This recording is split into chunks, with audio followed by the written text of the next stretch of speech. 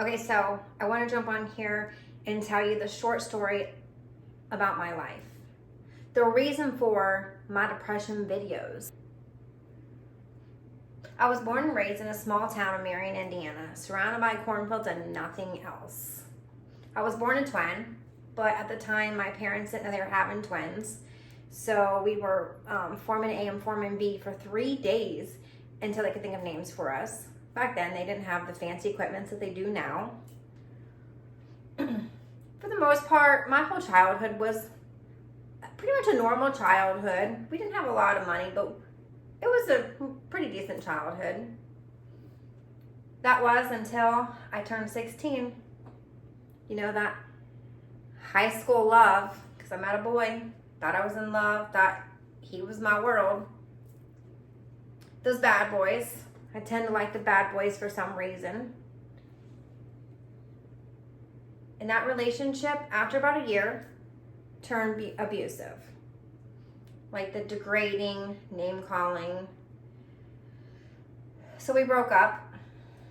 But a couple months after we broke up, he reached back out to me and asked me to meet him and go to his dad's house because his dad was going to pay me back money that he owed me. So I finally agreed. One day during the week, he came pick me up from school. We went to his dad's house. On the way to his dad's house, we're arguing like normal. It was the new thing back then, since we were broke up already. We get to his dad's house, and his dad's not there. So the arguing continues.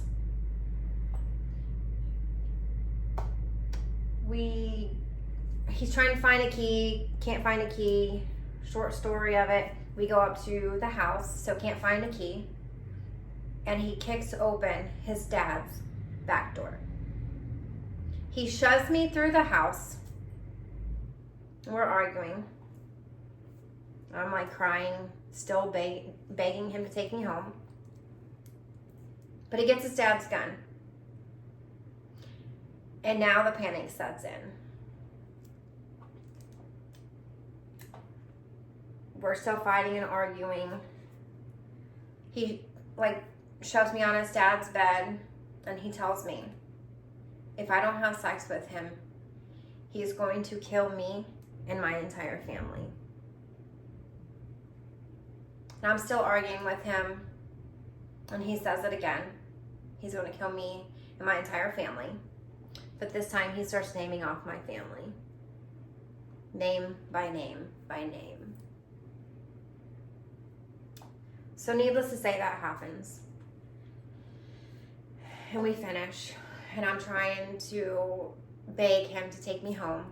And now he tells me he's going to kill himself. So now it's worse. Now the panic, the fear, the anger, all these emotions.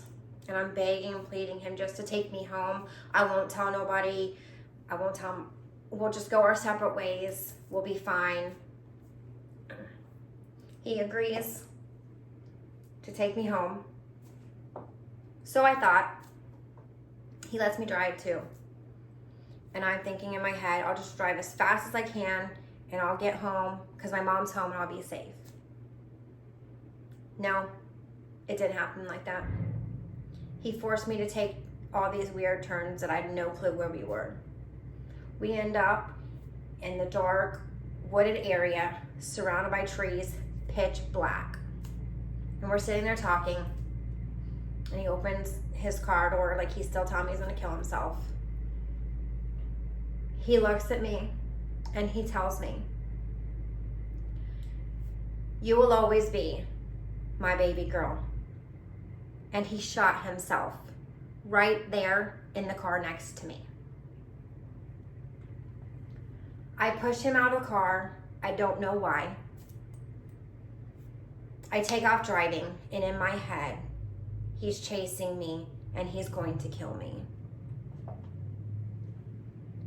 By the grace of God, every turn I made led me home. Because like I said, I didn't have my driver's license. I had no clue where we were, and I had no clue how to get home. But God led me straight home to my parents. I got home, I run in screaming and crying, wake my mom up. She calls the cops. We deal with the cops. They take me by ambulance to the hospital. I have to deal with all these questions, rape kits, get examined, take pictures, all this stuff.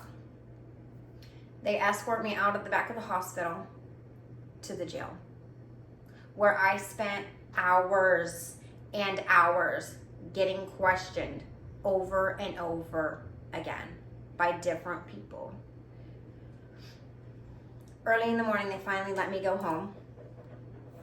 A couple hours later, his family shows up at my house, which, again, everyone has these questions. They don't understand why I pushed him out of the car. If I didn't push him out of the car, I would have saved his life. I don't know. I mean, we can all say that when you're in the situation, you wouldn't handle it that way. But when you're in the situation, you don't know what you're doing. Your head is not there. I don't know why I did that. But that led to, I was a killer. I was a murderer. He didn't rape me. I could have saved his life. It's all my fault. I should have did this. I should have did that. It was horrible. I couldn't even go to the bathroom by myself. I couldn't go outside by myself. I couldn't be in the dark by myself. For years, I was so uptight and had all these issues.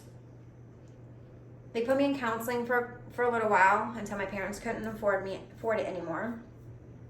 And that led to me not talking about the situation anymore. They had me on medicine because I was a mess. Like, it was bad. But I never really healed from this because I was taught to stop talking about the situation. So I did. I just hid my feelings. But this led me down a path of abusive, toxic relationship after abusive relationship. Whether it's mentally abuse, physical abuse, I had them all from these relationships. Fast forward to 2023, this man beat the crap out of me. I counted 6 different bruises on my face from him. I even had to go to the hospital because they didn't know if, like, from how bad my face looked, if I had anything messed up in my head. So I spent hours at the hospital. They did x-rays and MRIs and all this. They found something on my brain. But when it came down to it, it wasn't related to that issue. But see that? That's a lot of trauma. My entire life, years and years. Now don't get me wrong. I've had some good years too. I've had amazing memories. But I never healed from my trauma. I didn't know how. I thought it was fine. And tucking the feelings away and hiding them, it's fine because nobody knows. But I started this new program about healing. And man, this is hard. This program taught me that my story could save somebody's life. I didn't want to tell people my story. I thought people would judge me. I mean, I've already been degraded my whole life, put down my whole life. I didn't want to add to that. But my story can save somebody else's life. And that's what I want. I want my story to save as many people as I can. Because you're not alone in this. We all have trauma. We all go through things, and there's somebody else that's been through the same situation. That's the short version of my story. This program that I'm in, is me writing a book about my past trauma and healing from my trauma. So the book tells in more details the good, the bad, and the ugly. How I didn't ever want to tell my story, but my story can save lives. Your story can save lives. So please, like and subscribe to my channel and follow me through the process of my journey. And then once my book is finished, come to my book launch and get a copy of my book. How exciting is that? To save other people's life. Your story can save other people. So stay tuned.